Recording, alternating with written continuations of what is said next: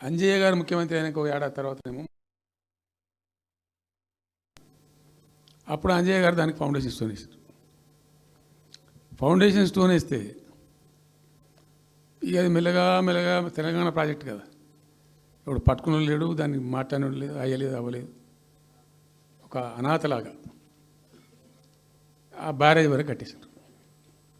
దానికి కాలువలు లేవు, నీళ్ళు రావు, పొలాలు పారాయి, కృష్ణానది నీళ్ళు వస్తుంటాయి, గేట్ల ద్వారా పోతుంటాయి.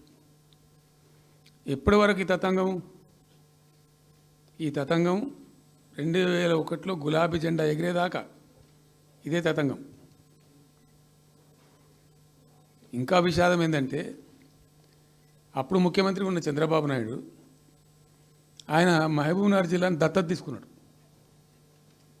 ఆయన దత్తతలో ఉండే చేసి నేను అడాప్ట్ చేసుకుంటున్నా ఈ కరువు జిల్లా, దీన్ని అది చేస్తా, ఇది చేస్తా, పొడి చేస్తా అని మాటలు చెప్పి ఇష్టం వచ్చినన్ని పునాదురాలు వేసిండు. కలవకుర్తి, మన్ను, మశాను, రకరకాల పునాదురాలు వేసుకుంటూ పోయిండు.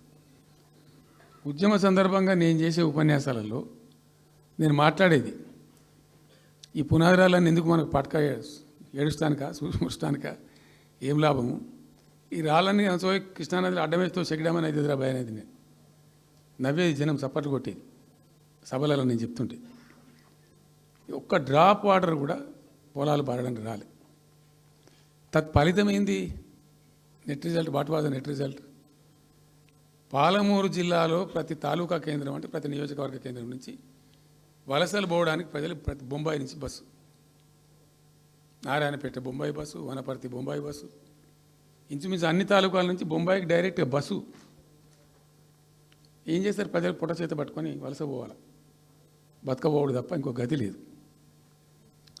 జిల్లాకు జిల్లా మొత్తానికి మొత్తం 100% కృష్ణా బేసిన్లో ఉంటుంది. భయంకరమైన కరువు. చివరికి ఆ జిల్లాలో ఉండే అనేక మంది కవులు అనేక పాటలు రాసిండ్రు.